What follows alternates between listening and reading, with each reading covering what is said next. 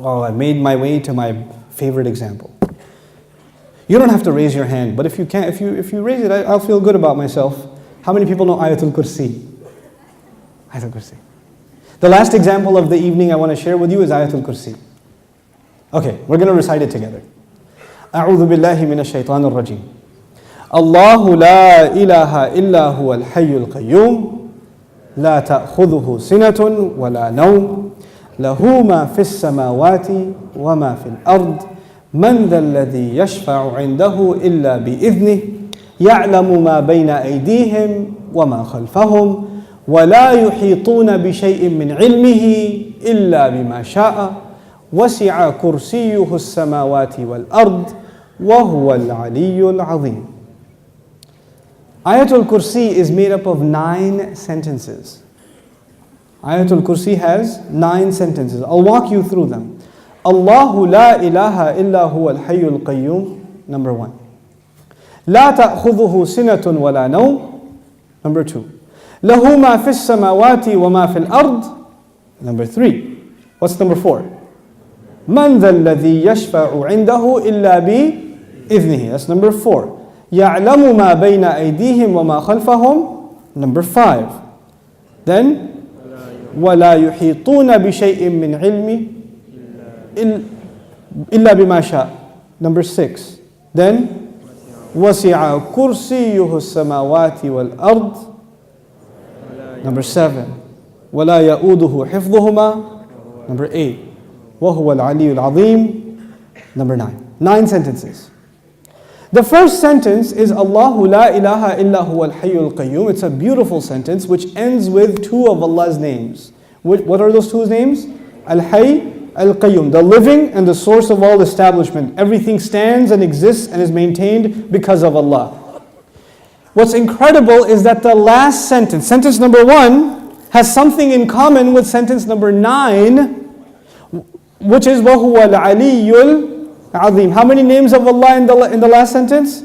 2 names of Allah in the first sentence, 2 names of Allah in the last sentence. Okay. What's the second sentence? Before I go to the second sentence, let me tell you something about security. Security guards have a very hard job. You see those British guys that wear the funny hats at the towers? That can't smirk? It's a hard job. And one of the best jobs for college students. But if you get a if you're in security, you have to sit in your booth. You have to stare at the CCTV for hours and hours. And does it move? It's the same picture. And you have to look at it for 12 hours, 8 hours. It's the most exciting thing you've ever done in your life. What tends to happen when you're guarding something? You tend to get sleepy. You tend to get tired. When you're guarding something, you tend to so you'll see. Of course, you don't watch movies because you're very religious, but But in movies, they have these things called movies, and then sometimes they have an action movie, and the guy is trying to get inside a place, but it has a security guard, but the security guard is. So he grabs him, and he gets inside because the security guard is getting sleepy. You understand? Okay. Allah Azza wa Jal says about Himself, لا تأخذه سنة ولا نوم. Drowsiness happens when you're tired. Your eyes start kind of closing a little bit. You're not sleeping, but you're kind of half sleeping like that guy over there. I'm kidding. But you're half sleeping. That's sina. And of course, what happens after that? What's the next step? No. First comes sina. Sina is like, when you go to Jumu'ah, and the khatib says, Inna alhamdulillah, alladhi nahmaduhu nasta'in. Like that's sina. Okay? By the time he gets to Ayyuha al-ikhwatul kiram, that's known. Okay? That's known. Okay, so you know the difference between sina and known. Drowsiness and then sleep. Okay. This is the second sentence. The second sentence is, these are things that creation has. Creation gets tired and it starts getting drowsy and eventually it falls to sleep. Or sometimes you tell yourself, no, I'm just closing my eyes, but I'm not sleeping. Okay, let me just close my eyes for a second. You're gone. You're finished. Okay? Now here's the thing. I know something about Sina and Nom because I'm a teacher by profession. Right? So being a teacher is, you might as well do a PhD in sleep sciences or sleep studies, because you see students like, you know how people check out of a hotel? You can see their brains checking out, like in the middle of a lecture, like.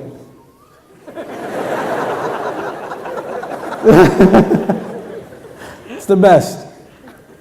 This is the second sentence about sleep, about exhaustion and sleep, drowsiness and sleep. What was the second last sentence?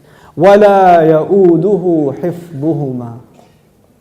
Guarding the skies and the earth does not exhaust Allah. When someone's exhausted, what do they get? Sina and Nom. The second sentence is actually connected to the second last sentence. لا تأخذه سنة ولا نوم ولا يؤوده حفظهما. He says له ما في السماوات وما في الأرض. He owns whatever is in the sky and the earth. Now before I tell you further, you need to understand the difference between two words, two names of Allah, Malik and Malik. Two names of Allah, Malik and Malik. I hope I can explain this difference to you, because it'll make you appreciate these ayat like nothing else. Malik is an owner. Malik is an owner. Malik, I already told you today, what is Malik? King. Is there a difference between a king and an owner? Yes. You are the owner of your pen, but you do not say, I am the royal sovereign of this ink pen. You don't do that. That doesn't make a lot of sense. You understand? Owners can be of small things. You can own a car, you can own a computer, you can own a phone, but you're not going to be the king of it. Kingdom is used for big things. Here's another problem. Ownership is about property. It's about property. But kingdom is not about, you're not the king over a tree or the king over a piece of land. You're the king over the people who live in that land. Kingdom is about controlling people. Ownership is about controlling objects. There's a difference. Now Allah says, لَهُ مَا فِي السَّمَاوَاتِ وَمَا فِي الْأَرْضِ. He owns whatever is in the skies and the earth. What is the ayah about? Ownership. The ayah is about ownership. And ownership, one thing about ownership, it's micro. So every single thing is owned by Allah. Okay. What's the third last sentence? Anyone remember? وَسِعَ كُرْسِيُّهُ السَّمَاوَاتِ وَالْأَرْضِ. His throne extends to the skies and the earth. When Allah talks about His throne, He's talking about His kingdom. One dimension of control is ownership. The other dimension is kingdom. Both completing the picture. Because if you're just an owner, you're not a king. And if you're just a king, you're not an owner. By the way, let me tell you the difference also. Nowadays in some countries we have kings. You can be the king of an island. But does that mean you own everything in that island? No. Allah is the owner of all things and the king of all things. Both of them are necessary. Just because you own, and by the way, it could be that somebody owns all the property but they're not the king. Is that possible? They own the property but the king is someone else. So they have property ownership but somebody else has authority. Or somebody has authority and no property ownership. But Allah is Malik and He is Malik. The Malik part of Allah's attribute, لَهُ مَا فِي السَّمَاوَاتِ وَمَا فِي الْأَرْضِ. Third sentence. The kingdom of Allah, وَسِعَ كُرْسِيُّهُ السَّمَاوَاتِ وَالْأَرْضِ. Okay. What's the fourth sentence? Let's go back. Allahu la ilaha illa huwa al-hayyul qayyum. La ta'khudhuhu sinatun wa la nawm. Lahu ma fi as-samawati wa ma fi al-ard. What's next? Man dhal ladhi yashfa'u 'indahu illa bi idhnihi. Let's understand this ayah first. Who will come and make shafa'ah with Allah except unless He gives permission? In other words, what is shafa'ah? Shafa'ah, if you don't understand the concept, because we use big English words like intercession. But let's make it simple. Shafa'ah means you got connections. Shafa'ah means that you were about to lose your job, but your uncle is the manager and he came and said, no, he's with me. Okay, Balo. He's good. That's shafa'ah. On Judgment Day, we are in trouble possibly, and then somebody comes and says, no, they're with me. They're with me. Go easy on them, please. We beg Allah Azza wa Jal to qualify us for the shafa'ah of Rasulullah sallallahu alaihi wasallam. And Allah says, nobody will come for you. Your uncle, your cousin, your dad, your mom, your boss. You're not going to come for you on Judgment Day and say, Ya Allah, actually he's not going to happen on that day. We're good. You know, nowadays you can do that. They're with me, VIP pass, so you can go inside. No, not over there. There's no VIP ticket.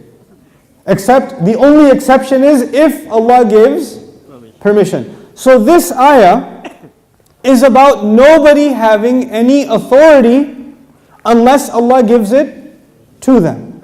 Nobody will have any authority, and the only exception, and the word exception is important, the exception is if Allah gives it to them. You clear about that? Yes. Okay. وَلَا يُحِيطُونَ بِشَيْءٍ مِّنْ عِلْمِهِ. They know nothing, they can control, they encircle nothing of His knowledge. إِلَّا, except بِمَا شَاءَ. The fourth sentence and the sixth sentence are both about a statement about Allah and the only exception. The statement was, nobody has authority to make a case except whoever Allah gives permission. They have no knowledge except whoever He wants to give knowledge to. Otherwise they know nothing. وَلَا يُحِيطُونَ بِشَيْءٍ مِّنْ عِلْمِهِ إِلَّا بِمَا شَاءَ. The fourth and the sixth sentence are correlated. The first and the ninth, the second and the eighth, the third and the seventh, the fourth and the sixth. What's left? Middle sentence? Yes. He says, يَعْلَمُ مَا بَيْنَ أَيْدِيهِمْ وَمَا خَلْفَهُمْ. Oh my God, He says He knows what is ahead of them and what is behind them. And He knew what is coming ahead in the ayah and what was behind in the ayah. He put in the middle of it is, I know what's ahead and I know what's behind. Who speaks like that? Who speaks like that? SubhanAllah. The way in which Allah talks, the way in which Allah delivered this speech. And I want you to be cognizant of a fact. The fact is, we now read the Qur'an as a book.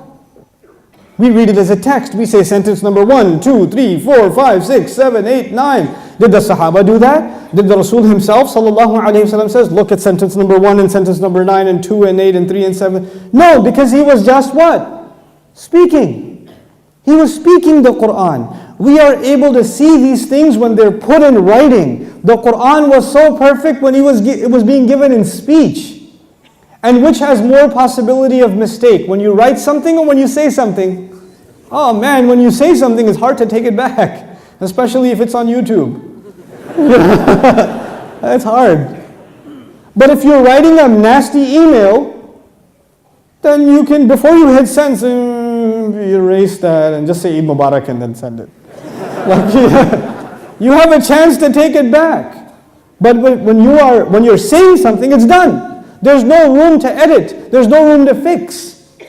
Allah Azza wa Jal revealed this Qur'an not in writing. He revealed it in speech. He revealed it in speech.